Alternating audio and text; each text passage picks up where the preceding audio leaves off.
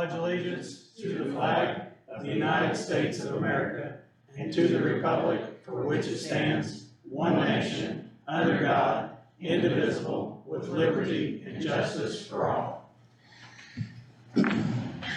All right, Michelle, come on up.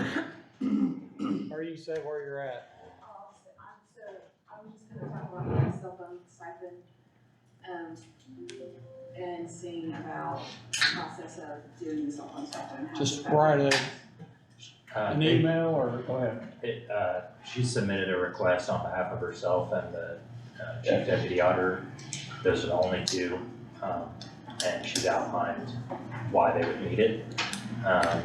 And if you wanted to, I mean, I think that was submitted before our last meeting, but it was maybe like just right before it. I hadn't had a chance to look at it, but. Okay. So you did follow the proper procedures. Yeah. Well, since I didn't give my spiel about this as the portion of the meeting that we took, we'll talk about something that's not on the agenda, but we'll talk about it. But I think we can probably amend the agenda to. While we're doing that, we should probably do two other amendments. The health department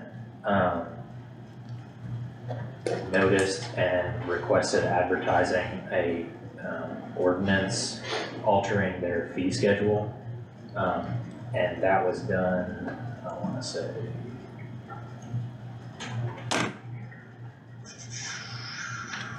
so they did the advertising between June 21st and June 28th for today's meeting, which was advertised as a public hearing on the ordinance.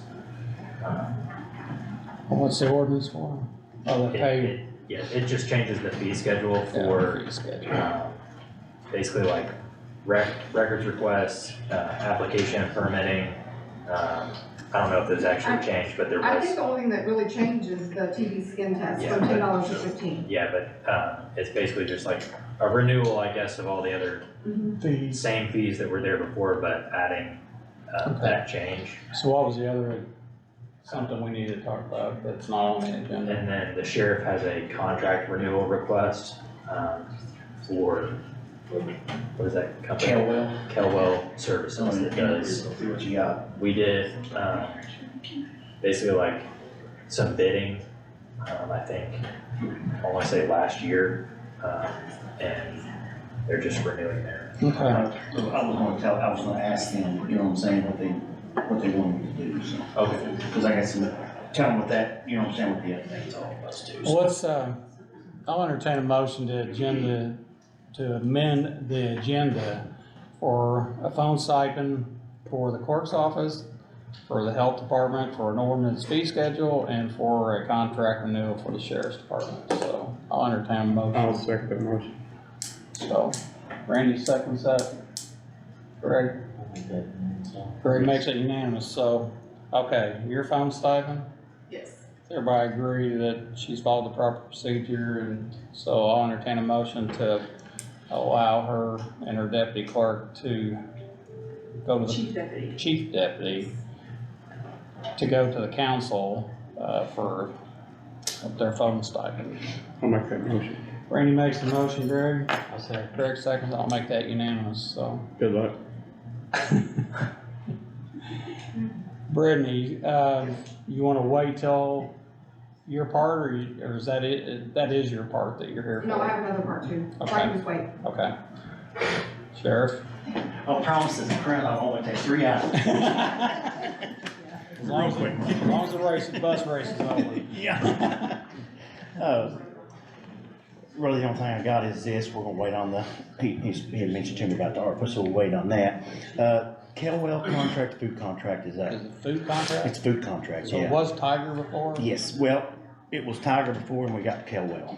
That's what we got. Yeah, that's what Here's the issue, they wanna raise prices 8.1% on us, their contract's done. Now, we're happy with Kelwell, they've all got issues, of course, and that happens, so, you know what I'm saying, it's just part of business. We've got Aramark that contacted us, GFS, which is Gordon Food Services, they're getting into it, I guess, now. And then Kelwell, and then Tigers contacted us again too, wanting to try to come back in. So what's your pleasure? I think, I was gonna ask you guys, let's talk to these, let's talk to these. See what they're gonna come Yeah, back. see what they come up with, cause the new companies is Aramark and GFS, and we've never had them before. Will Kidwell continue to do it until? Okay. Yeah, they'll stay with us until something happens. So I'd just go ahead and get you some other quotes. Good, that's what we'll do So they're then. gonna keep raising their prices while you're with them and out of contract? Yeah, so that's, you know what I'm saying, that's why I wanna try to, cause we just had a year contract with them, cause we wanted to see how they would do. Yeah. They've not done bad. I mean, actually, the food, we have no complaints with the food. And that's very unusual. So that's a Yeah. good thing. So, we're not gonna dish them, but we'll see what happens with everybody else. Well, but also those others know it's a guaranteed meal. Yes, So- there you go, there you go. So, anyway, Alrighty, one other thing is this, on the water heaters, so I'll get you guys up to that. SNL said that it would be no break if they both of them at the same time, cause he said it's a 2-day job, they can only do one of them per day. So he said it'd be no break, so what I'll do is this, unless you guys want me to do otherwise, is we'll just get the one fixed, we'll just let the other one go, because he said it may last 20 years, you just never know. May last 2 weeks, may last 20 years, cause it ain't gonna be any difference in price. yeah, And those are special order tanks, he said he has to sounds good. lock of or whatever they're called. Them was probably already stainless steel tanks. weren't They may be, I'm not sure. I mean, I know nothing It could be about glass line. plumbing, you see what I'm saying? I think, oh, I was gonna tell you too, our deputy who was injured, he's gonna be coming back to work, so, Good deal. Yeah, it's free. yeah, Johnny, yeah. So. And I think that's it, unless you guys got any questions for me. Which deputy was?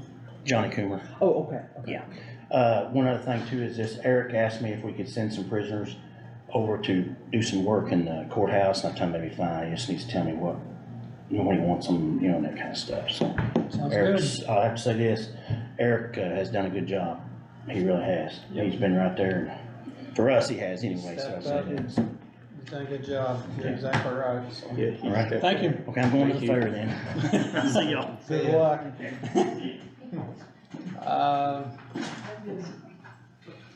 Kelly.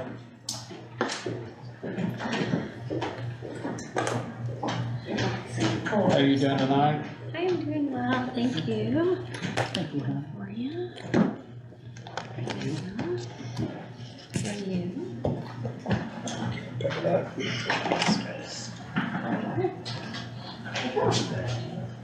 So, I missed visiting you last summer, so I know that other folks and board members of mine visited you on my behalf. But I'm Kelly Jetty, I'm the Executive Director for the CAC of SEI, that's the Children's Advocacy Center of Southeastern Indiana.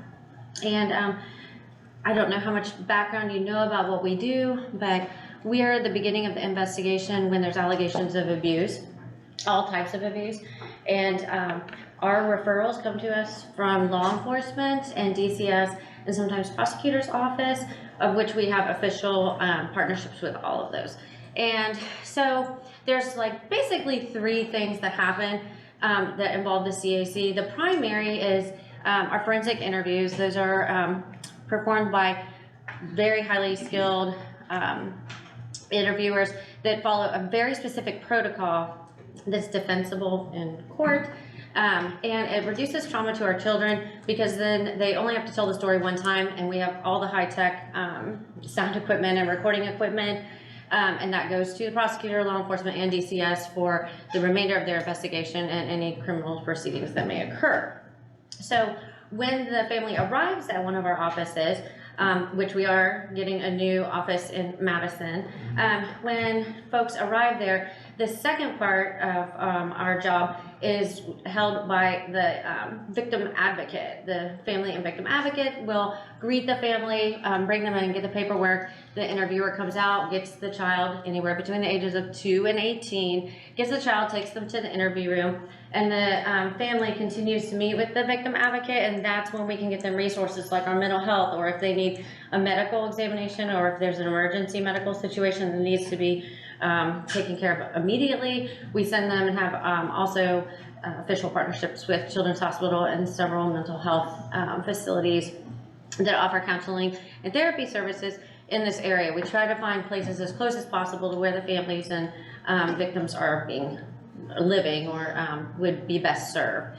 And then the third part, which I'm really excited about for Scott County, is we do a school prevention education program. And so we have confirmed with Scott County High School and Scott County Middle School, and they'll be getting their prevention classroom by classroom this coming school year, and the following school year we're going to be able to fit in all the rest of the elementary schools. So we start with the high schools first. You're talking about school district 1 or 2 or both? I believe it's 2. Okay. I believe it's 2. So that is taken care of by our Director of Community Outreach, Shannon Perry, who also has been doing a stand-up job throughout the entire state as we're being recognized for our mandated reporter training. And that is a training that we give to people, adults in the field, and because sometimes they don't know how to report or what the best way to document before they call the hotline number to report. And sometimes people still need to understand signs of, you know, red flags and warning signs that children can be showing. And so, yeah, we're really excited that the prevention program is coming to you this school year. I did ask the Community Foundation, Scott County Community Foundation, for some funding, but they were unable to help me with my request at this time. It just happened last month. And I do want to thank you for your generous help last year with the rescue plan funds. And I did put in some updated numbers of any information that you may have had from the last time that someone was here on behalf of the CAC. But we're at, last year we were at 538. Currently we're ahead of schedule, so we're almost halfway through the, well, we are halfway through the year now, and we're over 50% of 538. We're over 300. Yes, you can see the budget, and we do a lot of fundraising, and the Lindy and Kenny Hubanks is our king and queen representing Scott County this year, and they're already busy planning their strategies to win the crown at our Mardi Gras, which will also be at Belterra this year. So hopefully that's closer for some of our folks that are across the way from Lawrenceburg. And then just in case anybody ever asks, this is like a really easy breakdown of how a CAC works. And we do it one time in-house and get everybody on the same page. And then this is how it happened before, where the kid had to say, like, this happened to them to a teacher or a counselor or a parent or whoever. And then they had to call, and then DCS would talk to him, and the police would talk to him, and then maybe a lawyer would talk to him, and then the counselor would talk to him, and the doctor would talk to them. And really, I know it doesn't even, I didn't quite believe it until I heard it with my own ears. But there are so many, when kids come and they've been asked too many times to tell the story, and it's already been embarrassing and unpleasant for them to tell it, and then they have, we can tell immediately when they come into the interview room if they've been questioned and asked and coached, because they're like, I'm so sick of talking about it, I don't want to talk about this anymore, and we lose imperative details and very rich and valuable information that we need to go after a prosecution or plea bargains and all those things. And let's see, do you have any questions? I did a lot of information really fast. I'm curious, I know when the first group came, they were talking about Scott County had like 119 or 106 contacts. Do you have any idea what it was in the last couple of years? 115 is my current number. I ran this last week. I don't think I've had anybody come through over the weekend. No, that's where Jeff You're is. talking about 115 in a year? No, total. Total, 115 so- total, yeah. So we've had roughly 20 or so more than the last time we were talking about it. Yeah, something was going great with Scott County because we were getting, not that it's great that it's happening, but it's great that we're, Reduction or. yes, it's great that it's being recognized and it's being addressed. And there's some counties that we don't hear from very often at all. And that some of these counties on this county list of numbers on the data sheet, you'll see where it says like 111. Some of those counties, like Live Oak County, that was a courtesy out of Florida because the offense happened in Florida, but the child was living in Jefferson County with their grandparent for the summer, and when it came out, then we were the closest one. So some of those very, very low numbers, like the ones and the twos, those are typically what we call a courtesy. We never close, we never deny anyone, and we never charge for our services, even our mental health services, and our medical is taken care of, we take care of that. And yeah, and we also give people gas cards and then basic resources like hygiene bags and clothes and luggage and everything that they might need. We feed them a Well- lot of times when they have to come to us too, Yeah. so. Well, I know when if you guys first came to us, Representative Fry came along with you guys, and I've had a few conversations with him, you know, after that, before, you know, we did kind of step up and give some money, but I was kind of disappointed that we as a county have never tried to help fund your organization for the fact that we were using it. And after talking with some law enforcement, they use it quite often, or they had been using it quite often. Y'all are a community partner, so. Yeah, so, I would still entertain, helping to support it, and actually I've tried to, get with, River Hills about possibly finding a grant for us to take out to help us on a year-to-year basis, but, I think there was a conflict with River Hills of Jefferson County or. Yeah, they're not a member of it. Yeah, and a River Hills of us, but if we're associated with your organization, then, you know, maybe I need to go back to River Hills, our River Hills, and see if we can do that, since, you know, there was kind of a conflict with the other organization over there, so what's your guys' thoughts? I kinda agree with you on that, or I do agree with you on that. I've got a question though. So I'm looking over these numbers.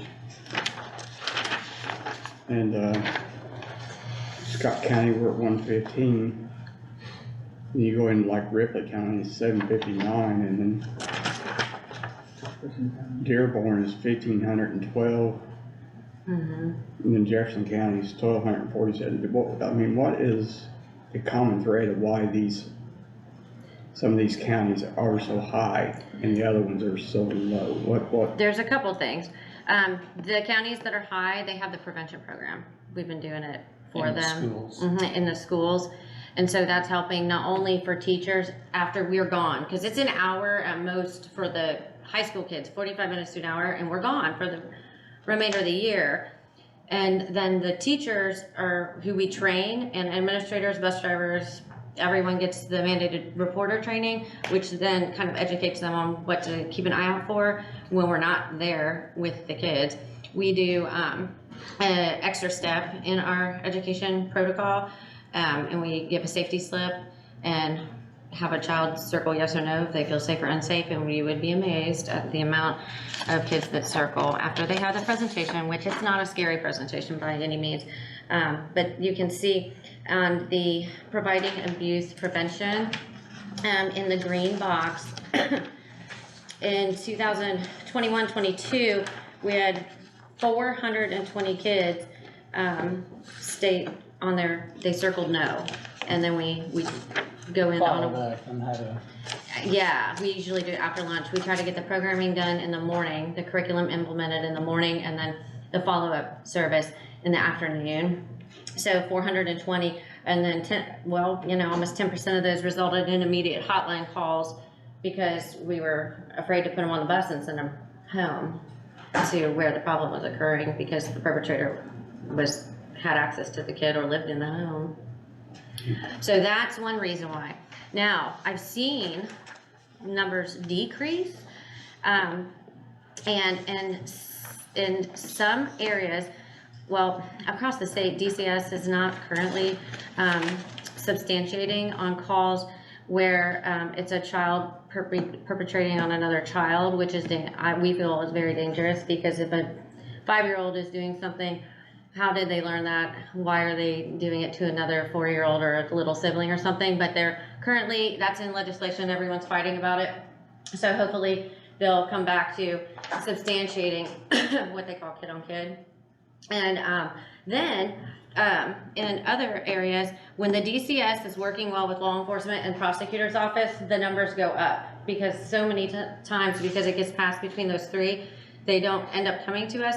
So we're working towards accreditation, and that's a national standard with the National Children's Alliance. It's out of Washington, D.C. And so while we've been working through our accreditation standards, we started implementing a whole, it's called multidisciplinary team case review and case tracking. And so now my folks are meeting with the law enforcement, DCS workers, prosecutor's office, doing trainings together with my people and their people, like sitting in a table physically like once a month. And we're doing it in Dearborn, we're doing it in Ripley, we're doing it in Jefferson. And as we spread and cover more ground, then we'll be having to do that with other counties. And that is a reason why these numbers are going up, because the training is happening on a regular basis and we're following up. Whereas before, I've only had this position since September of 2021, but before they weren't approaching accreditation as a priority, so I switched the priority, and now accreditation is the priority, and those are 2 of the major 10 steps of accreditation that they never had done before. So you couldn't even apply for accreditation without having shown proof of doing that. So we started those programs, and now we work so well with DCS and law enforcement and prosecutor's office, and it stays on the tip of their brain. And so it's really gotten around for people to understand, like, you know, even road police officers, they know, like, if they see a kid that looks, you know, like there's an issue in the backseat of this car, they know not to sit there and do a full-scale interview on the side of the road, but rather contact DCS because a child has been involved, and then DCS will bring them to us, and then we get it the way it needs to be for the interview. So basically, the more you're in touch with these counties, the higher that number goes. Yes, and so then the school, obviously, situation, when we are going into a school, and the director will reach out, Shannon Perry, she'll reach out to law enforcement prosecutor's office and the DCS for that county, and let them know that we're coming into your school and here's the dates, because if they, you know, then see the hotline reports coming in, they're gonna be like, why is none of these hotline reports? Well, now they know, because we just did 10th graders at Scott County High School, and we had a slew of a problem. And sometimes what you think will be one problem turns into a major problem that's involved a lot of kids, because that's the nature of the business in certain instances. So Yeah. So then what we think is going to be one hour interview, everyone on the MDT is sitting in the observation room watching and listening, and they're like, oh my gosh, this kid just said this happened to 4 of their friends. And so then then they'll bring the 4 kids, and then when we talk to one of those 4 kids, they're like, oh yeah, I know 2 other people it happened to. And then we've opened a big nasty can of worms. It doesn't always happen that way, but it does. So some of those numbers are up because of the prevention primarily.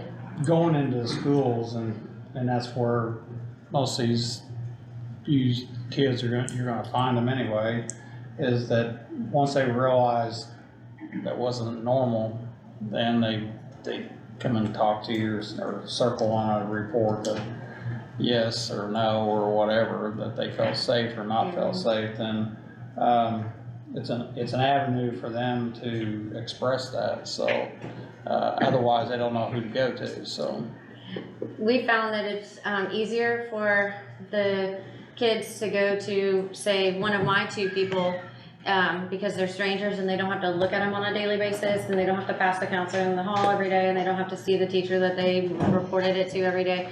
So we found research that shows, you know, sometimes it's easier for a child to make a statement to someone that they don't see every single day of their life. Maybe they're afraid to tell their parents because there's a lot of reasons why they could be afraid to tell parents and break up a family unit. yeah. If they're depending on the perpetrator for food, shelter. money. Randy, you got any other questions? Well, I think we definitely need to work with you. But I believe that right now what I'm thinking is somehow or another, I think maybe we need to talk about maybe a program here in Scott County.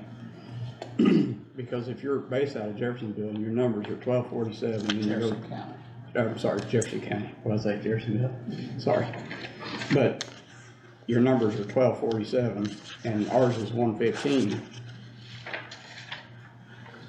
I kinda believe that we need, I kinda feel like there's a bunch of kids that probably fall through the cracks here.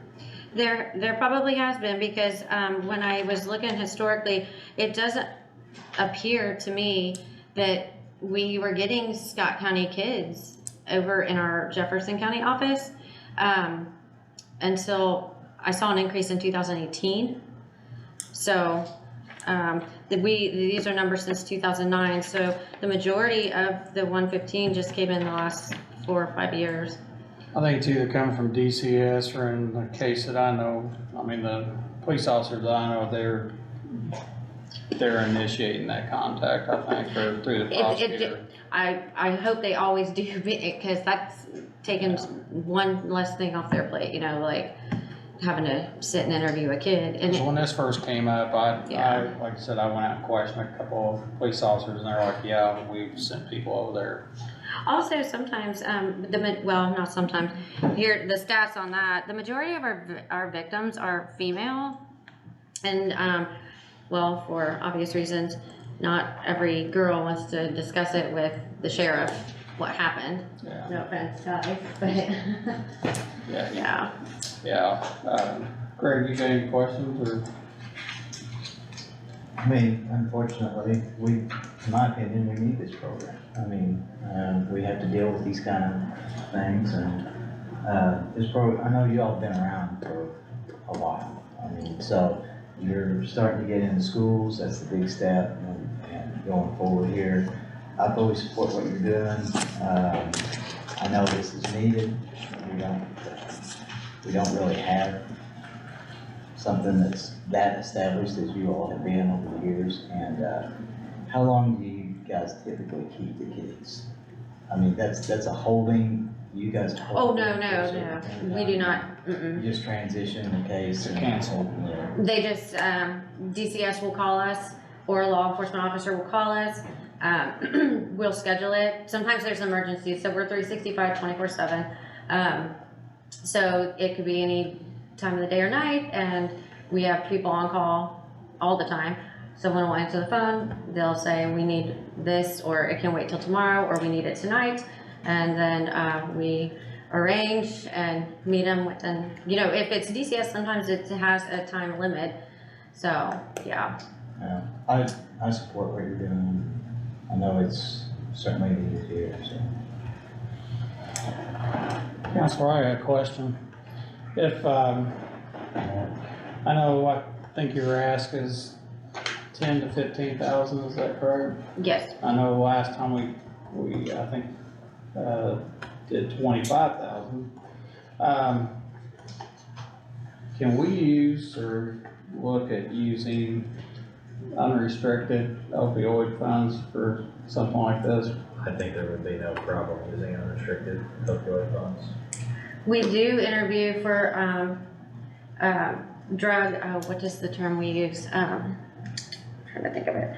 Anyways, when kids witness to drug or overdose, But I that's don't one even- It thing. really doesn't matter, I mean, Yeah, 'cause I don't think that Because- there's a restriction on the same restriction.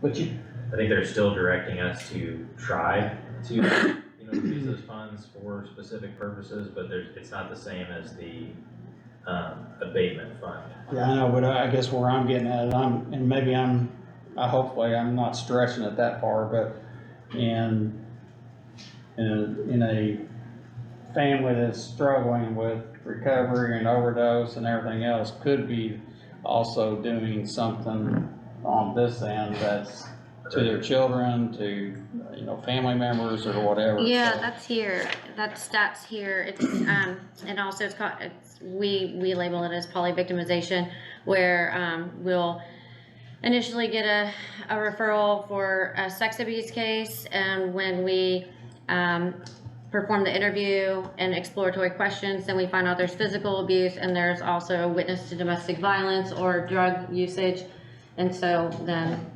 So that that would, kind of work, it's they not that do, big of a stretch. No, I don't think so. it is a comorbidity with that situation. Go ahead, Nick. Is this something that can be initiated through field contact, or does it have to go through DCS? Like from an officer's perspective? He's or- actually the director of EMS, that's why. he's Oh, okay, hi. Usually it's, like law enforcement is, or DCS, but, There's just a lot of runs that would not, I won't say a lot, there's runs that may not warrant a police presence in which we're interacting with certain interactions in the field that we might not have the avenue to go through law enforcement, so that was my question. so like if you show up and you see kids looking like neglect or witness to abuse, domestic violence. Or we and all have a patient that is the child that is obviously has injuries or bruising in several stages of healing, or that would be indicative of something like that. Absolutely, so that would be a hotline, you would have to call the Can I get a hotline. contact from you? Mhm. Okay, cool. Community correction. And I can give you an email if that'd be better, we can, I just didn't know if that's something that had to be law enforcement initiated, or if this is It's something the, that. what is it, the 800, 500. But here is, let me give you the card. Here, No, it's not big ass.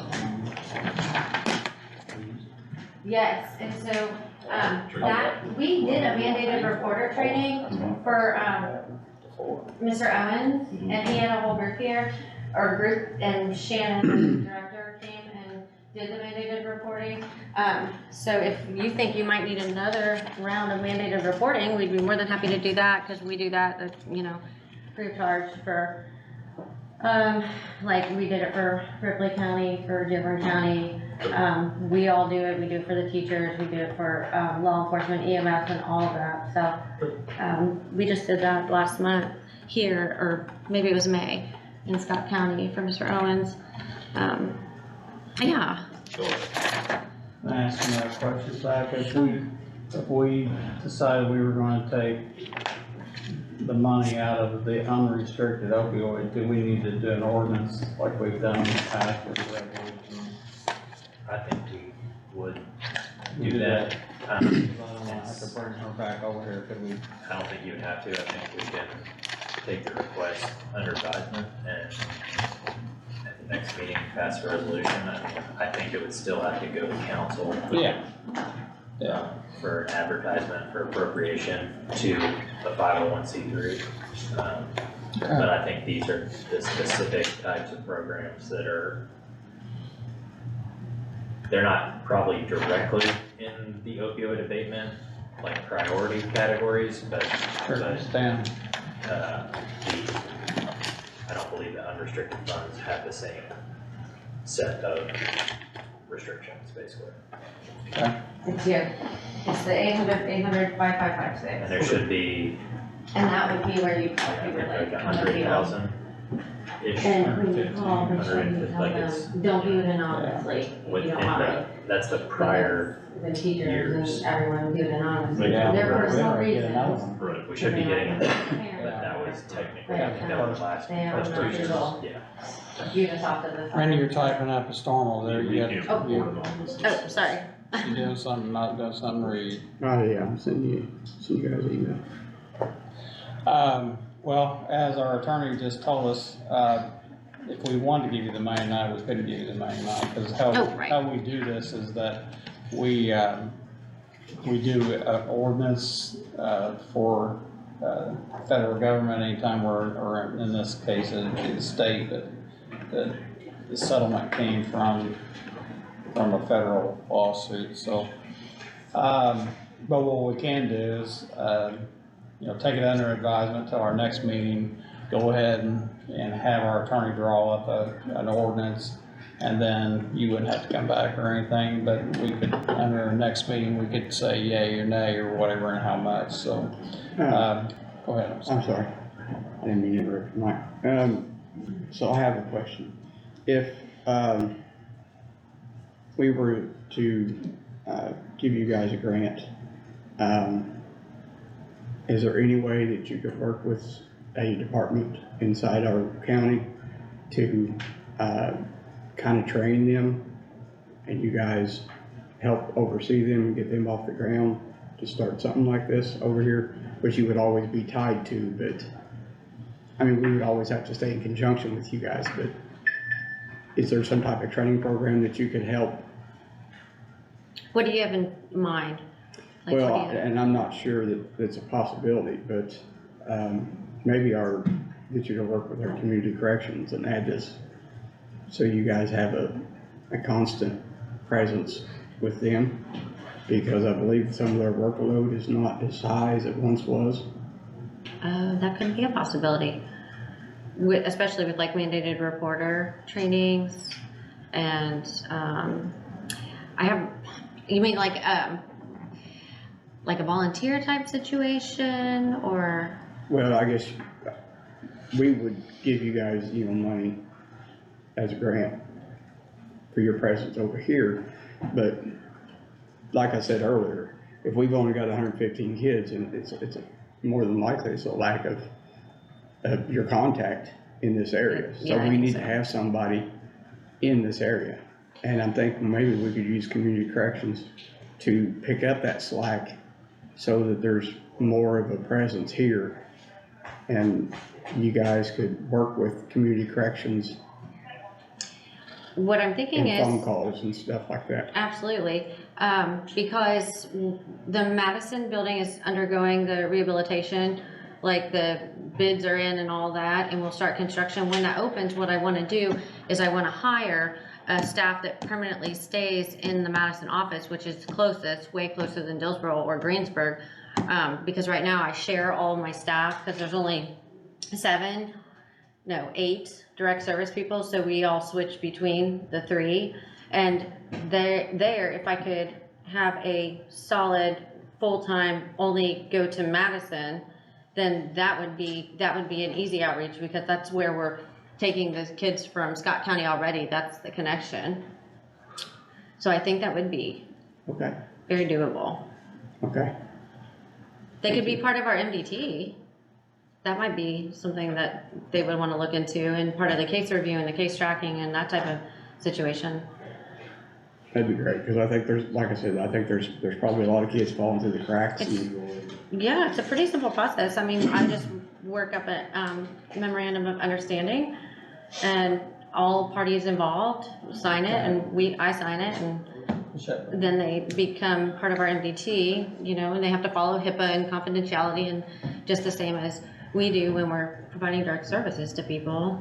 Confidentiality is very important, especially in small town areas. Yeah. And so this just basic common sense rules of then everyone discusses, like, this happened, this is how it was handled, how could it have been handled better, who could we reach out to when things are not going as we prefer them to, or if someone needs more assistance, more resources, then that kind of falls on me to find it. Yeah. Okay, well, Thank you very much. I Thank think, you. I think you have the approval of the board here, but like I said, we can't do anything tonight. Oh, sure. But we'll, when's our next meeting? 19th. The 19th, we'll have another meeting, and we'll have our attorney draw up something so that we know so that we're in the line with everything else we've always done when we're handing out grants and stuff like that, so, again, I know when you guys Can send you send me the. like the copy of the, like how it relates to opioid use, or like what the correlation is between? Did that, do you need more? Oh, it's this. Gotcha. Yeah, I think it falls best under the poly-victimization, where they come in for this, and then we end up with this potential charge, that potential charge, which also includes the, witness to drug use and witness to, drug overdose or, Well, witness to murder. Before, we usually didn't pay for it. But it doesn't break it out by. Or are you just using that as a witness to other? Yes. But I can break it farther into specific to overdose and, use or manufacture. We had like a 5-year-old that drew a perfect meth lab on our little chalkboard. If you could break that out just a little bit so I can. Yeah, I can get that to you. Refer to it. Sure, sure. So you're saying this school, this coming school year, Scott District 2 is probably gonna be in 2 of the schools? We definitely will be in the high school and we will definitely be in the middle school. I believe it's already scheduled. And then, we'll finish out that year and then we'll continue with them and then add the elementaries because the program looks different. I mean, what we're gonna talk to kindergartners about looks way different than, you know, look for red flags. We're not gonna do that with high schoolers. And there's a whole different Well, then curriculum. we can assume our numbers are probably gonna go up, so. Yes, your numbers will go up, and, that's unfortunate, but it's also Well, good yes. for the, Also gives the somebody some children. help. so. Okay, well, we will take this up at our next meeting and, we'll have Jennifer or somebody reach out to you and, May 19th if you can. Well, do you want her to come back or does She she doesn't need need to? to come Okay, back. okay, we'll let you know then. Okay, all Thank you. right, well, nice to meet you in person. Yeah, that's it, all right, thank you. Kelly, thank you very Well, much. thank you, everyone. Appreciate it, thank That you. was a dark topic, but I know. now you can talk about fair. Thank you. Do you want? We can talk about that. Open sealed software bids. Hang on. Before you open, Go ahead. You didn't I ask didn't her. give you your, you I didn't didn't ask give you me your to- opportunity. I'm not on the agenda, but I just want to issue an invitation to you. We are meeting, with the RDA Friday at 10 o'clock at Ivy Tech. We met with the governor and the IEDC board last Thursday. We know the 500 million the next 2 years. We're trying to encourage counties to come up with some ideas that they can utilize. We'll know more about it because I mean, we're just getting pieces right now, but hopefully on Friday, we're gonna know a little bit more about it.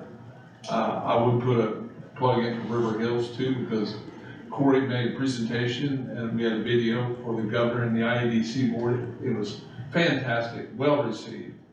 And, they had spoken very highly of our RDA, and so we want to continue that, but we want to get some concrete plans, some ideas from Scott County.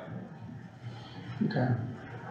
So anything I think, I would appreciate if you get a chance to come to the meeting, or it's on Zoom, you can zoom in and just see what's out there, what they're doing.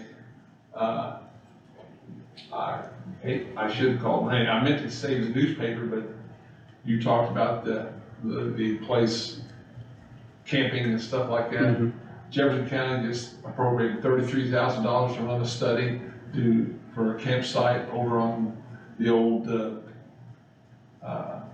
property, Jefferson County Proving Ground. So Any results from that? it's starting, and people are saying, hey, we got this money last time, or this money was available, we didn't use it, so that, so start thinking, I would appreciate it if you, get that, but we have a meeting and I have approached the executive board about maybe bringing Jefferson County into the fold, but they're with the, You're talking about River Yes. Hills. huh? You're talking about River I'm talking Hills. about River Hills now, yes. Yeah. Jefferson County is a part of the RDA, Yeah, I knew that. but they're not a part of the River Hills regional planning, and that's your problem right there. Okay. They're more connected now, more and more connected with Jeffersonville, New Albany, Scott. I mean, rather than Versailles, Batesville. So it's, But that has been mentioned. It's not the popular idea, I don't think either side, but at least it's in discussion. But we would invite you to come to the RDA. okay, We're I'm trying to scratch the earth, trying to get some programs, some ideas. well, I'll call you. Huh? I'll call you. well, with the, and I mean, I'm serious here, I mean, and I know there's money out there and being on that Okra board now, broadband, there's gonna be a bunch of Oh, money. there's tons of money now in broadband. There's a bunch of money coming for broadband and, you know, the initiative is to make sure that every household has not just, you know, basic, you know, internet, it's high-speed internet, so, so how that happens and, Big thing that they emphasize on is quality of place, which is how do you define quality of place? But that's a big thing now, that's moving, that and trails. I hate to say that, but, yeah, we'll build one down to Clark County. well, they can build one all the way I to know it, Bloomington. all the way to Mitchell and on, Yeah, you know. yeah, those commissioners are happy as all. But I would, you know, as your representative, I'd like, join us in Zoom or just, I may call in. Kinda You're curious to hear the discussion. I hate to run, but I have another meeting I at know you do. 6 o'clock. All right, thank you. Andrew, I take that's you, it says open bid, great. 3.5. How is everybody? Great. Doing good, you? Good. How's Dad? Doing good. Doing really good. A lot better. Good. Alright, I'm gonna kick you off here real quick, so. I think if you just go to disconnect and.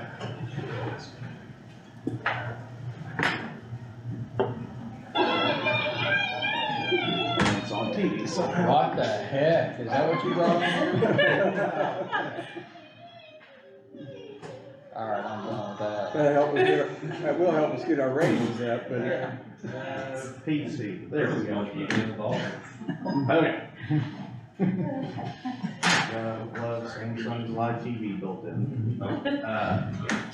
Alright, so we do have one sealed bid from Lao for the tax software. And I'm going to unseal it. So you're saying we only got one bid? Yep.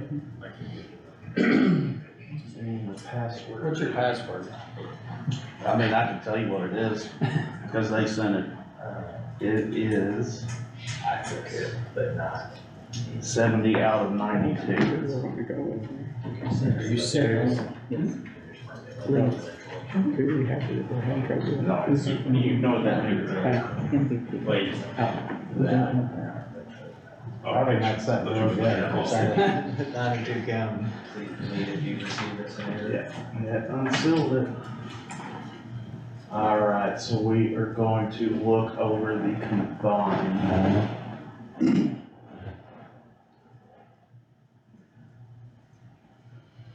Alright.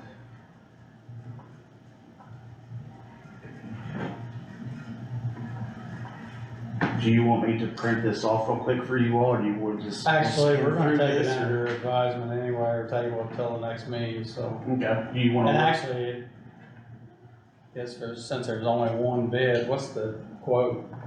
What's the bid? It's over 150? Yep.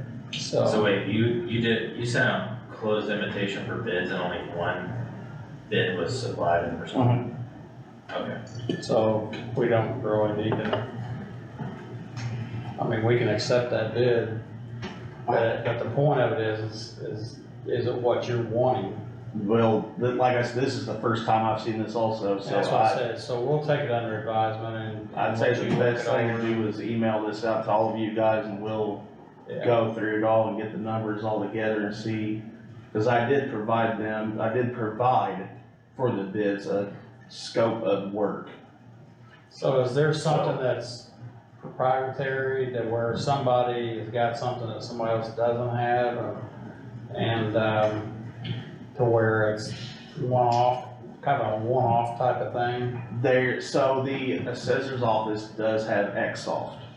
And within the scope of work for these bids, I did put in there, if they can integrate, the company has to integrate with Xsoft and the price. And right there's a line 7, I can already see that.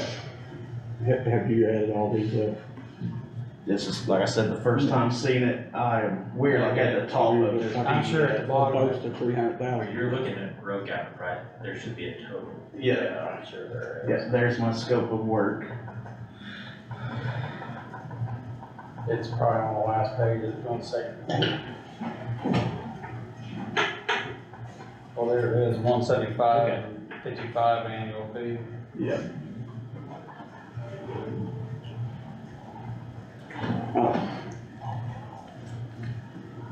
I thought all the numbers was adding up on that 175, but it's not, it's.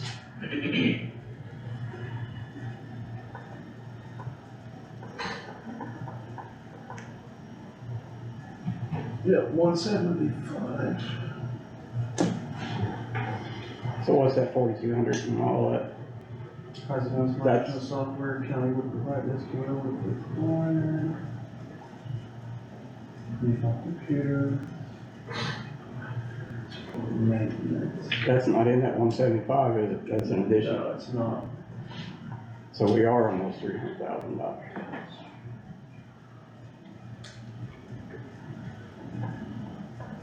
Yeah, something's not adding up here.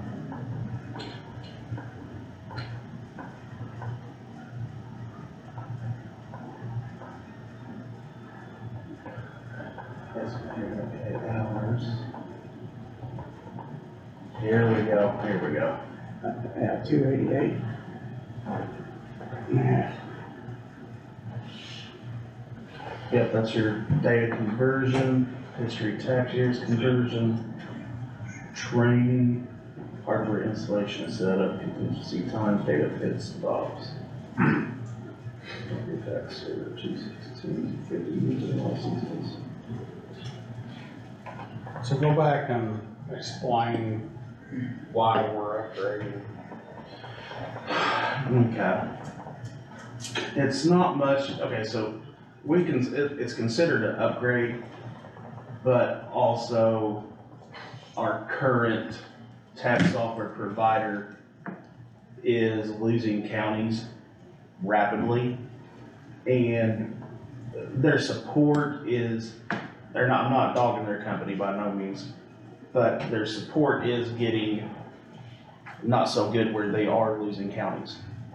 So right now, Lao has 70 out of 92. And if the numbers keeps growing, not just Lao, but Xsoft or any other company, if they keep taking over MVP, we're gonna be sitting here with, one day they'll call us up and say, hey, guess what? We're closing the doors in 30 days. Glad to have you, but now you're stuck here with no support, no nothing, and we're dead in the water. So that explains, it's almost like a sole source type. And part of bid. I think the rationale for the requested change was concern regarding like missed revenue. Yep. Essentially that, you know, you're seeing a large number there, obviously on the cost, but, again, part of what prompted this was a general concern about the idea that we are actually missing, revenue using the software we're currently using because we can't get responses quickly enough from support and, you know, it's not integrated as well with our other systems. But I guess there's counties reporting that they have found lost revenue and stuff, Yeah. so. you're Washington County did tell me that. Yeah. So this is affecting Yeah, every computer in the county government. Auditors, treasurer, and the assessor might Maybe. pop in for a read-only something to like verify something with the assessment side or something, just to make sure numbers all meet So up. is this And I know computers and phones and everything else, once you buy them, they're obsolete already. I mean, so the 288, how far down the road is that gonna get us? That is straight out price. After that, you're at, what was it, 55,000? No, I'm talking about, is that good for 4 years? Is it good for 10 years? That's one time Licensing price. should be it should be a lifetime. Yeah, it's perpetual, it's perpetual. The maintenance 55,000 covers software license and annual fee, so if we need support or if there is upgrades or anything going on, that covers it. So this doesn't have anything to do with the firewall or?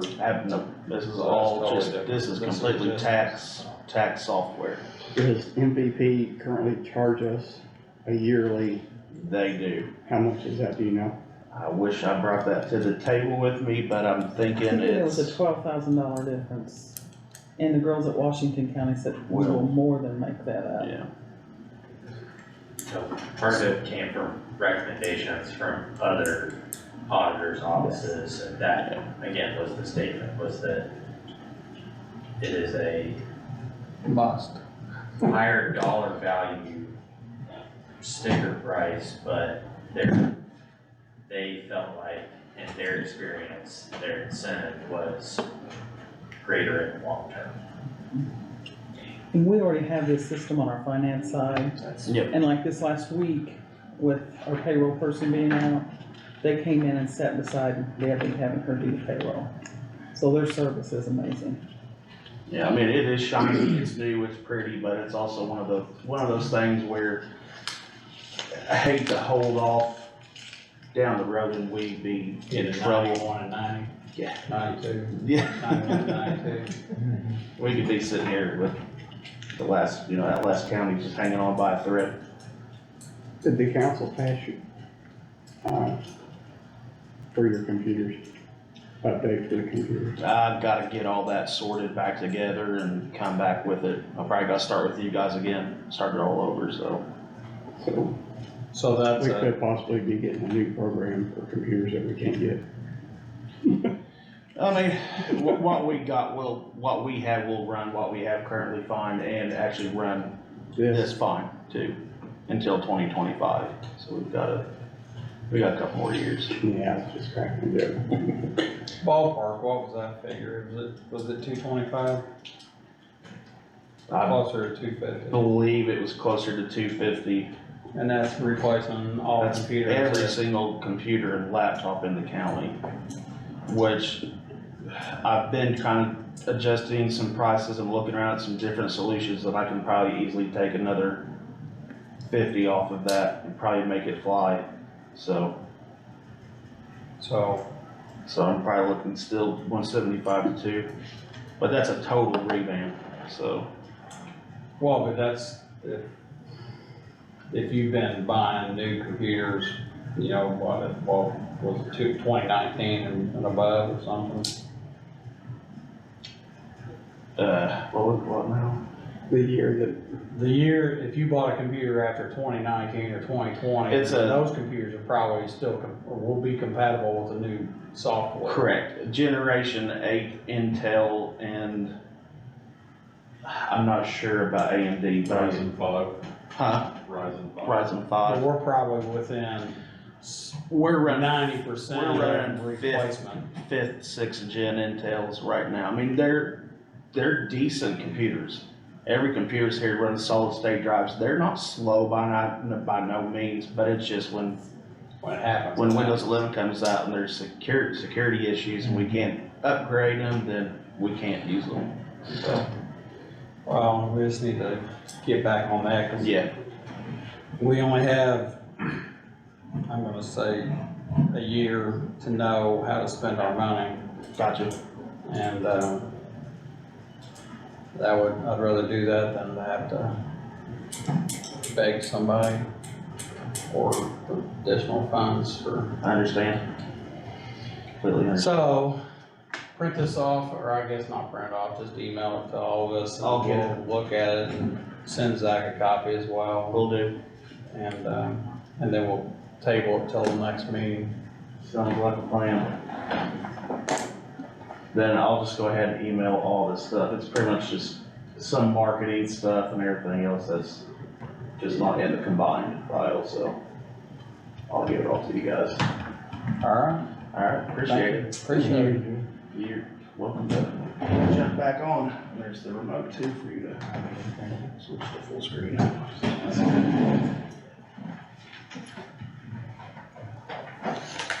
My radio goes off, you can just. Don't talk like he does.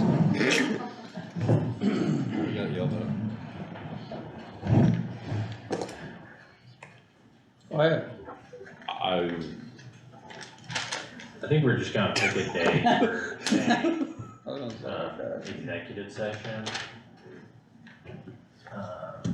So if you all just want to get a day that works with Nick's calendar, I think part of what he would like to discuss clearly falls within the scope of what is permissible, and we'll do the notifications for that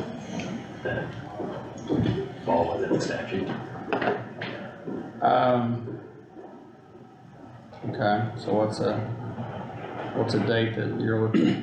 Tuesdays during the day are the only days that are bad for me, but if it's only the only thing that works for you, I can get that covered. It's paramedic class. Tuesdays during the day for me are impossible. Okay, so that, we're golden. So any other than that, I'm at your mercy. Usually in Crawford County.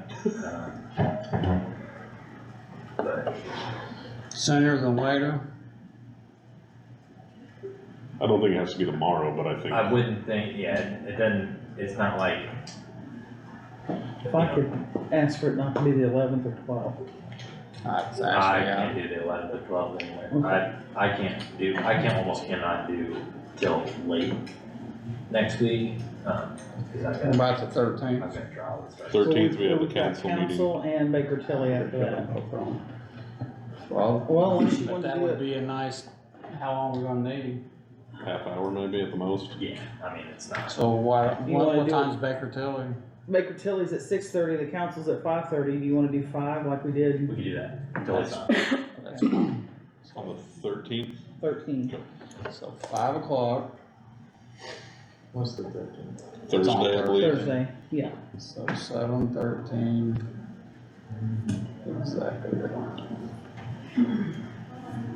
Exactly. Something wrong, Greg? Okay. I'm not sure if I can make it back by 5. Okay. You phone in? Probably, I have to be in Indianapolis that day, and Was there a break between council and Baker Tilly? We can, Not They're really, back to cause back. it's like 5:30 and they start at 6. I mean, sometimes their meetings are only 45 minutes long, but you don't know. The Baker Tilly's at 6:30? It's at 6:30. Gotcha. All in. okay. I gave And I'm them. sure they're gonna be I'd not kinda long. be able to make it, it'd be I don't know, I close. remember these guys would have more idea of that than I I'm would. thinking more like 5:30. All right, before I can So get we'll do that down. on next Thursday, Okay. 5 o'clock. Cool. Alright, It was, I know, this is just a question, was there any outcome to the phone stipend stuff that was submitted last meeting? Well, no, and I wasn't just sure didn't what know. to do that. Okay, to you? Yeah. I don't know that I've ever seen that. Did you write something? there was the whole blanket statement, and I had given you a copy at the beginning I of the may meeting. not have emailed it, then let me go back and check and see if I got that Okay. email. All you gotta do is send a I've got it wrote request, up just send a request to who you, back to you. Yeah, send a request back and then we'll do it. or I could go look for the other one, cause there was a. I got it on my computer. Okay, Yeah, I had given you the hard copy, cause I was gonna talk about it. And then okay, it was on the agenda as like a blanket thing, so I had just given you my proposal. So Okay. it probably didn't get emailed to them. okay, So I'll just email it back, it's fine. Alright, sounds good. And then I just wanna let you know, our half-year stuff closed for the first 6 months. Huh? You gonna toot your horn to that? No, fine, I won't tell you, just sit in suspense. Runs are down about 8%, we're at That's good. 2701 for the first 6 months. But we were at $984,655.93, so we were 15,000 short of $1 million for the first 6 months. So, I see that on papers, cause you got to the 93 cents, I was just It's a steel vault, but. Yeah, right. Okay, thanks, bye. Thank you. But, that puts us above where I wanna be, but, you know, end of the year, the second half of the year could fall apart, but right now we're projected to be at just shy of 1.9, so. Sounds good. Pretty stoked with that. Yeah, And I wanna say thank you to her, cause she's been helping us out a lot, ordering some stuff that we can't get, so. appreciate it, thank you. Yep. Thank you, Nick. Alright, what you got? Okay, the, fee ordinance Yes. for the, I guess what do you got first? Well, let's go back to what we talked about at the beginning of the meeting, and I'll entertain a motion to accept the health department's ordinance, or, fee ordinance schedules. I'll make that motion. Randy makes a motion to accept the health department's fee schedule. Randy, or Greg? I'll second. Greg seconds that, I'll make that unanimous. I will say, because we did the advertisement, if we could open a public hearing on the fee schedule, and if anybody's here to speak for or against the changes in the fee schedule that were advertised in the paper, if they want to talk. Marcella, you wanna talk? Not tonight. Fine job. Again, I think it was, not that any fee schedule change is minor, but it was a small change in terms of the total structure. But we're basically just reissuing the ordinance, so it'd be ordinance, number 2023 dash, we had like 04 is what's written on here. 04, okay. So 2023-04? Yes, and if, assuming you all vote to approve on single reading after a public hearing, if you can keep that copy, the original with Jennifer, so she can, So do we need That's to absolutely amend the agenda to have a public hearing? no, I think we, by Just putting it open on one. the, Alright, I'll entertain a motion to accept ordinance 2023-04 for the health department. I'll make that motion. Randy makes that motion, Greg. I'll second. Greg seconds that, and I'll make that unanimous, so passed on the first reading, correct? well, because it did pass unanimously, you can vote to basically pass it in an ordinance. Second reading. In a single meeting, you can pass it. I'll entertain a motion to vote on a second reading of ordinance number 2023-04. I'll make the motion. Randy makes a motion on a second reading of ordinance 2023-04. Greg seconds that, and I'll make that unanimous, so on this day, on this 5th day of July. Day in history. Thank you. What else you got? We have to approve the job description for the public health education specialist, how it's worded. And this is the one where Michelle brought to you and you approved it, we went to the council, they approved it, now we have to do the job description and then go back to the council next week for the salary. Okay.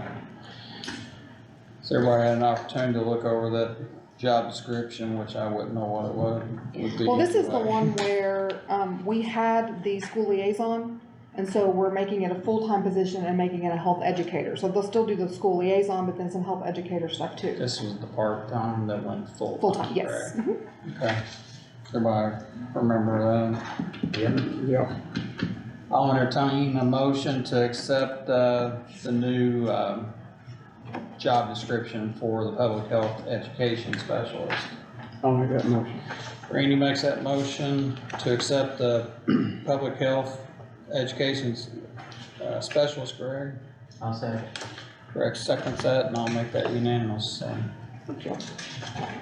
And Randy, Tim Berner wanted me to tell you, the mowing on Marshville Road, it hasn't gotten done yet because we had to switch mowers July 1st.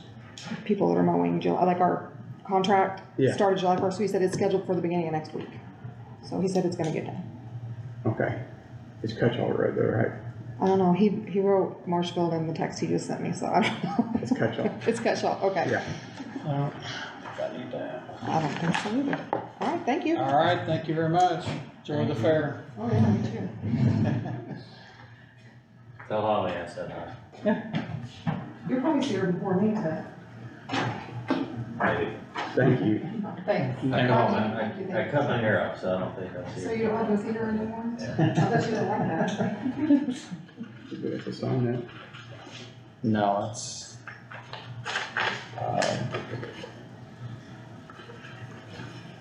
We should had have some on, something just flew past my head. Baker Tilly Municipal Advisory Services Budget Service Contract. That is something we had talked about before. I don't know if it has been sent to you or not. This was something that they talked about the first of the year when they were here with their, program, that they can come in and help us through our budget process. Would that not be a council? Well, I think it will have to go to council. I Council, didn't know no, if but you- I mean, I thought council would have to come here and say, we do wanna accept their Oh, well. services, and then, I mean, I said when they said that I think that'd be a great idea. We're probably losing, We're really close to, obviously, like, budget year this year though, so,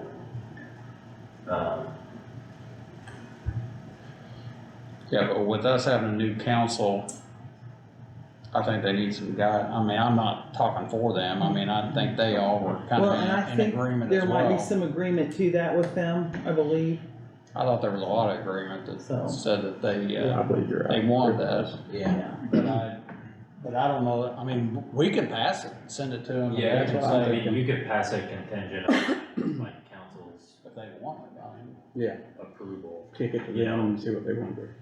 And Cause I think it's a great idea for them to have a person sit in there and say, when they do something, yes, I can do that, no, you can't do that, here's what I would do, I mean. I think understanding it's, you know, a very council-specific process, if you all wanted to do, you know, an approval and contingent On their approval. on their acceptance, and Yeah. then, you know, authorization to sign as long as council.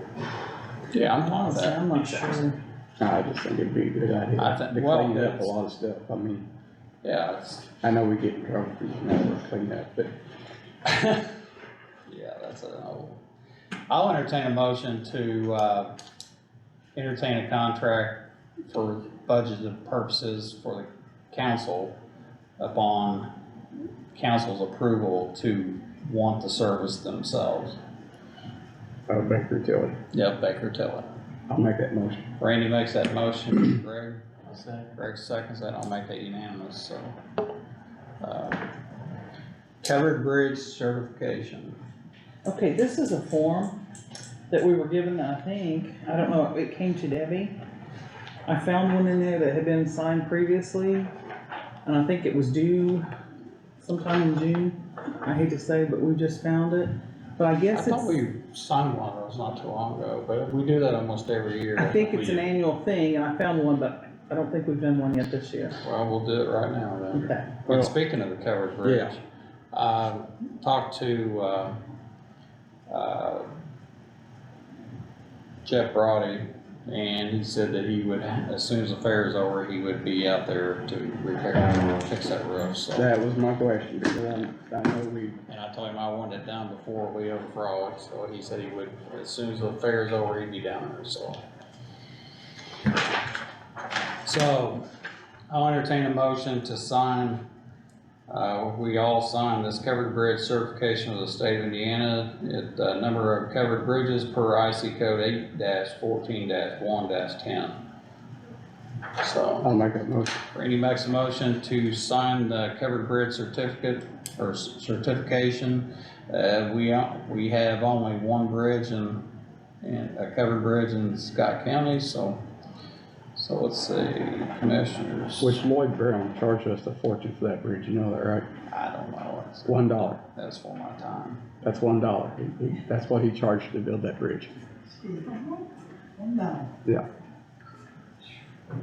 I think if I I'm pretty sure that's what I read. A lot of times with these repairs on covered bridges, a lot of times, DNR or Historical Society has to look at what the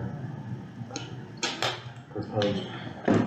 I think actually the Leota board or Frolic board or, you know, they actually approved what was going to, and actually I think you had some conversation about that as well. It's print and sign.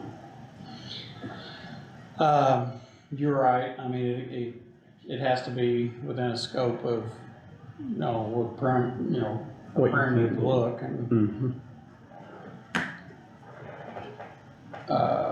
title signature, is that what, I'm sorry. on the next thing on the board? Yes, and this was for the semi for the, highway department. And while we're signing that, donation for the fountain, I know that's yours project, Randy. That's what we need to do. I just gotta sign it, you can, it don't matter.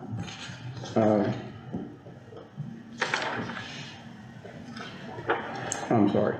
That goes back. Yeah, donations for the fountain. So we need to get permission to open a line item, and then it'll go to the council about opening a line item, or changing, I guess, a line item to where we can take donations into that line item, correct, Jenny? I'm sorry. The fountain. I think there is, was that a statute, what was it that needed to be? I'd say Mandy's the one who caught it and said we needed that, I don't know if it was an ordinance or a statute that we can bring in donations. Kinda like they do for the. So what you're saying baby is, we need to create a line item, which council would have to create a line item to accept. Well, there's a line item already set up, but they can add to it in order to take donations into that line item so that, and the whole idea here is to be able to. I think they'll create a new line item, it'll probably be maybe in the same fund, but it'll go into a new line item that'll be specific for the fountain. But you can, I did look at this and I was confused at first, but you can, there's definitely statutory authority, under IC 36-1-4-10 to accept donations as a municipal agency, and county commissioners are included in that. So, I mean, because the whole idea is to go ahead and take donations to get this thing built, and then any amount of money left, try to adjust it where everybody's into it for the same amount of money and distribute money back for not being used to get done. I'm providing labor, so I think I gotta get back in contact with them. They was wanting to give us money for the concrete. We have a gentleman wanting to donate the bricks. I don't wanna use his name because I'm sure he doesn't want everybody coming after him for free bricks. So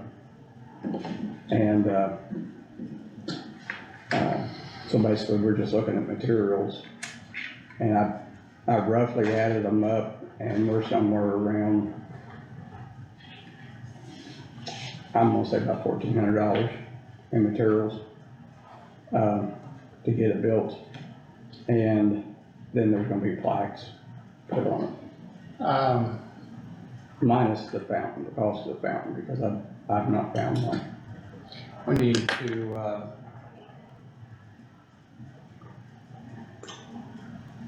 go to, I guess, I'm gonna ask Zach a question here.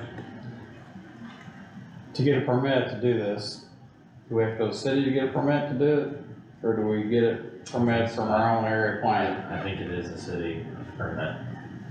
So we need to make sure we get the permit and make sure whatever we're gonna do, they're signed off on it, so even though it's our property, so. Oh, and Thomas Plastic donated angle iron for brick.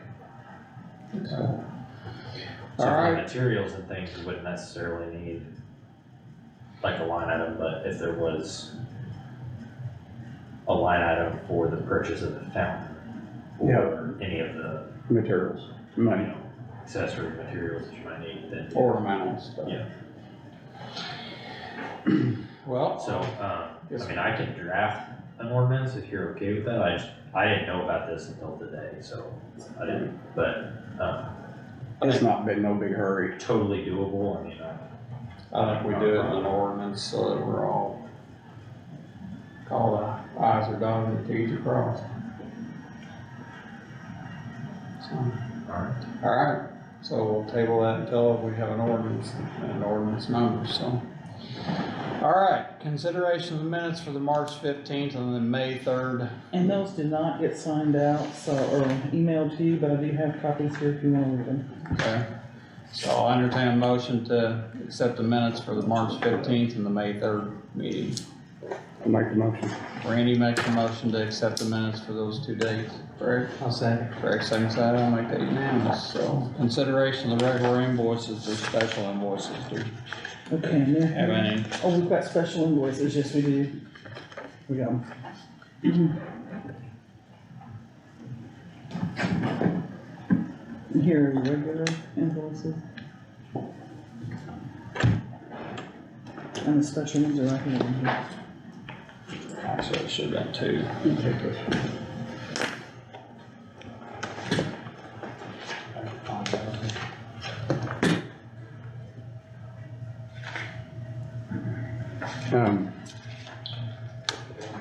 So the Thomas plastic machinery, I think it might have actually made it into the regular, invoices, yes. okay.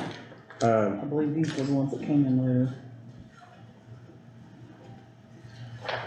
Came in, Yes, I'm saying. was 11,000, right? Yes. Okay.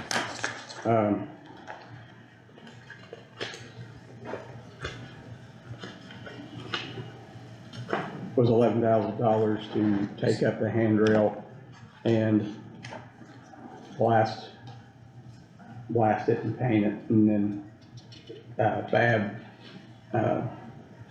fabricate it in a way that it could be taken up in the future without going through all that. You did a good job. Yeah, it's good. It came in at 14,000, almost. Or almost 15,000, wasn't it? And then Yeah. Pretty close. they was kind of bring it back down to 11,000. So, Okay, well, we're gonna go with these 3 special ones here first, so. Looks like, the law office of Heather Archibald Peters for, invoice for council June 23rd for $825. One for our attorney, Zach Stewart, for $330.82. And it's got messed up. and IMU Biddle Hotel Conference Okay. Center for, it's like, I think this was the council, or the Indiana Council, or which one was this? I may have to Indiana, see that one. it's the Indiana Association of Counties, I think, is what this conference was, the one in Indianapolis. Oh, wait Actually, this is in Bloomington, I'm a sorry. minute, that's Missy, that's for Missy Applegate. It's for the She's going treasurer's to, office, yeah. So it's in the amount of $516 for a hotel, so I'll entertain a motion if you wanna group them together for all 3 of these, if. I'll make a motion to accept it.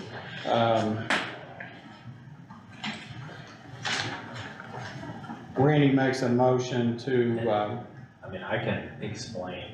you don't explain. So, I did provide like an itemized amount, and it was, the only reason it's a special is because each of those hours were in excess of the first 10 performed under the contract, and I don't know why, but, and this is the first time that this has happened this year where I've had to submit an additional, but, I think a number of things just came up last month that had kind of been in the works for a while, I guess, but they all kind of hit at the same time. And that's, but I can answer any questions. I seen your invoice and it was, you did a good job to tell them what you did. Like dates and times. He knew that you would call him out on it. But Miss Peters did not. So can we somehow contact her and get her to do a better job at describing? In the future, Yeah, yeah, I can do that. it was very vague on what she put down. All right, I'll entertain the motion to accept or pay the 3 special invoices again for $825, $516, and $33.82. I'll make the motion. Randy makes a motion to accept, or to pay for the 3 additional, claims. Greg? I'll say. Greg seconds that, I'll make that unanimous. So now, I'll entertain a motion to accept the regular, payroll or claim register. Randy? I'll make the motion. Randy makes a motion to accept the regular claims, register. Greg? I'll say. Greg seconds that, and I'll make that unanimous, so. Last thing on here is consideration of payroll for June the 30th. Everybody had an opportunity to look at payroll. Yes, I'll entertain a motion to accept the payroll. I'll make that motion. Randy makes the motion to accept the payroll for June the 30th, 2023. Greg? I'll second. Greg seconds that, and I'll make that unanimous, so. Has anybody got anything additional to what's on the agenda? Randy? Come back to me. Greg? I don't have anything. Counselor? I just wanna say one thing about, the Mayberry Days that just happened, last week. I think anybody and everybody that had anything to do with it, I know we were all up here and, I think it, for the first time, and I know they tried to get some advertisement stuff out, but I think for the first time, there was a good draw. I mean, I didn't get to a lot of the sidebar, meetings and, shows and stuff, but I heard they were well, attended. So I think, brought a lot of revenue to downtown and to our hotels, and I think I know the Hampton for one was booked solid. I think maybe Holiday Inn was as well, so, just a good vibe and good feel for the community, and, reminds me of days when we used to have the, Arts Festival here, and there was a lot of people buzzing around the uptown here, and, so, on a side note of that, I haven't had too many phone calls. I've had a lot of people stop me on the street and talk to me about it, but, we as a county government, and Counselor, you tell me if I'm wrong here, but we cannot stop someone from speaking their mind on county property or whatever. I mean, I think we could possibly ask someone to get a permit if they're going to have a meeting of sort. What I'm getting at is there's been someone with a megaphone stand on county property preaching, which again, I'm a First Amendment person. I think it's at a minimum, like a limited public forum. So the idea being that. Well, he's not advertising, he's gonna be here, he just shows up, I mean.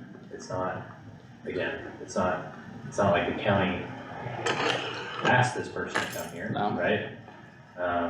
So it's not government speech, which is looked at differently than that protected under the First Amendment, but, in a limited public forum, you also can't take sides based on viewpoint, so, when you open it up, you open it up. So, I think that we've allowed other people on property have discussions and talks and displays.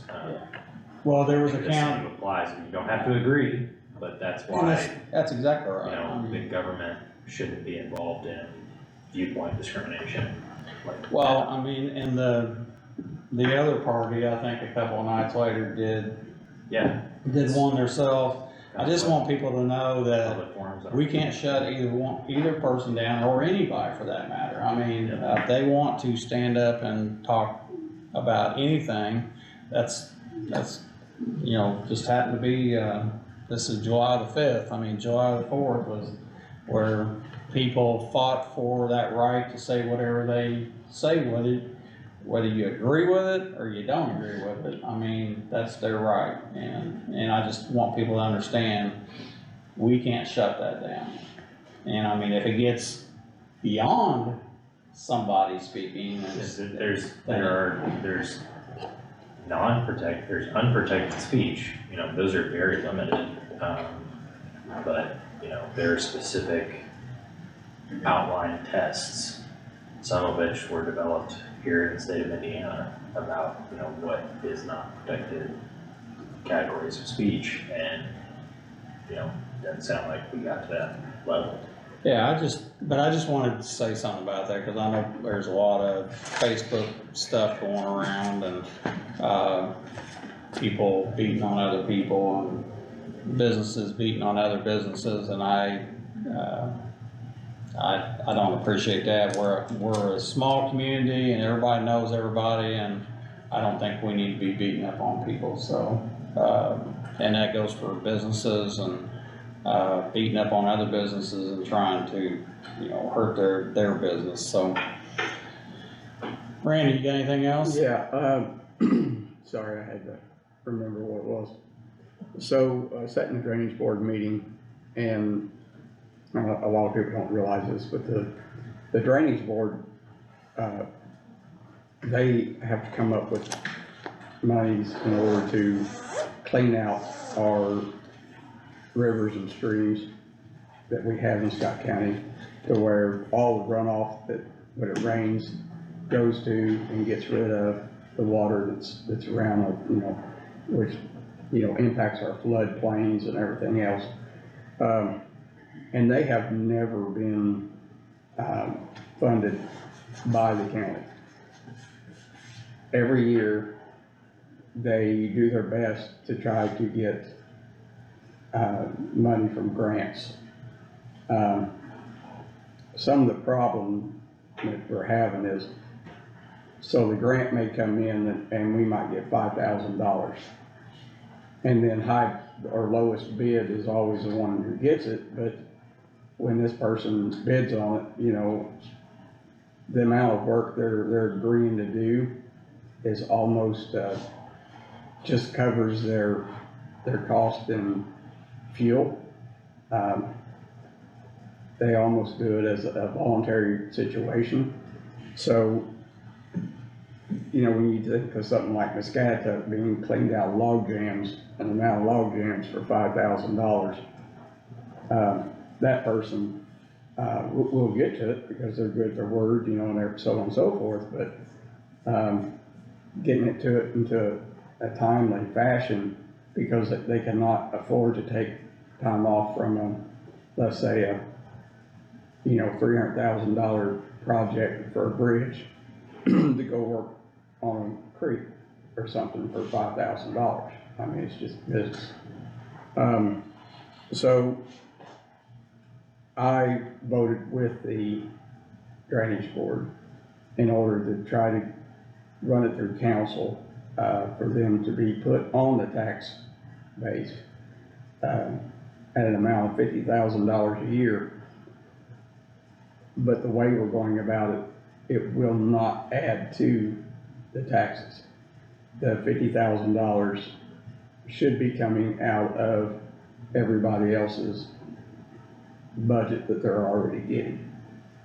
And in the big picture, $50,000 is not that much from each, when you add it up to each department, it's not that big of a cut. But I'm just giving everybody a heads up on what's. Well, I know, they had Your taxes won't raise, but. in years past, they had I think they got a grant for like $30,000 or something, and Jackson County, was involved in that as well. And, They're giving us half, so to make it 30,000, Yeah. yes. so, and that doesn't go very far, and quite honestly, I always look when I go over some of these bridges, and I look down as far as I can see, and that's not even where you can't see. But there's, and DNR didn't do us a favor years ago when they stopped allowing farmers to cut the trees down off of the sides of these creeks and rivers and everything else, because now those trees have fell into them, and it takes an act of God to remove them and get DNR to allow you to do that, and Yeah, the environmental restrictions have really hurt us. yeah. So, and people don't realize that, I mean, that water flow, has to get out of here, and yeah, once it hits the White River and the Statuck, it's gonna, if it's full, it's gonna come back, but if we don't have clean creeks and ditches and whatnot, I mean, we're asking for a disaster, and it's gonna happen, so. So you see a lot of that, like you talked about, with the log jams at the piers, I mean, that happens everywhere. But, we have beaver dams, quite honestly, it takes the same equipment to be able to reach out and pull and break it up and get it out of there. And so there's a lot going on out there, and in these streams and rivers that we have to take care of. And a lot of these things, as we've already kind of witnessed, can hurt economic development in a lot of ways. So we have to do our part to clear the path to make sure that we are laying things out for people to come in and invest here. And that's just part of the puzzle, but we have to, it needs attention, right? So I agree with that. I mean, I tried to, go ahead. We want Scott County to grow, and, we want businesses to be available for, our citizens. And, when you have a business comes in and they build a big structure, and then they have parking lot, all that water that was going down into that ground now is being ran off to somewhere else. The ground that's already saturated, so it has to go somewhere, and that's what this is about. Well, I found years, when I first became a commissioner, I talked to some people about the flooding problem we have in Scott County, and we're talking about Boatman Road, and they were talking about raising Boatman Road up from Jackson Heights to the city of Austin. And of course, that's a multi-million-dollar investment there, but everybody was saying, why? So it didn't happen, but my thought was at the time, because there was a big meeting down at the school, and their Corps engineer was here and everything, and I asked the question of, why not go west of Boatman Road in that field out there and dig a 30-foot or 40-foot reservoir, pipe off that ditch out there, to where when that ditch gets to a certain level, that it feeds into that reservoir. like a detention pond. Like a retention pond. And Corps engineer and DNR didn't even want to talk to me. They were like, nope, we're not doing that. That's great duck hunting back in there, and we want it flooded. Like, but that doesn't solve all the farmers' problems and everybody else. For the mosquitoes that come from that. Because you wanna have a duck farm. But anyway, I still think that would be a doable, and I'm not an engineer by any means, but I thought, as simple mind as I am, if you go out there and dig a hole and water backs up, if it can flow into there instead of backing up in somebody's field, then what's the problem here? I mean, what harm does that do to anybody? So, but anyway. Has there ever been a hydraulic study done out there? Have we ever looked at that? Again, it's a lot of money, I mean, it's. I'm sure there has been. Actually, I think that was the whole riff of them having that big meeting down at the school, cause I wasn't even a commissioner then, I was running, but I wasn't a commissioner yet. And I kind of was just an observer, but, they did a big, somebody paid for this study to come in here and say, here's how much it's gonna cost to dredge, some of the bigger streams and creeks. And it was upwards of 12 or $13 million. And, you know, nobody wanted to swallow that pill, so. But Well, I mean, I'm sure there was a hydraulic set, I'm positive I'm there was a almost hydraulic. positive, cause he had too big of an elaborate I don't wanna display get and stuff to go, but, alright. mention names or nothing. Anybody got anything else? I'll entertain a motion to close the meeting. I'll make that motion. Randy makes a motion to adjourn, Greg? I'll second. I'll make that unanimous. Kill the bird.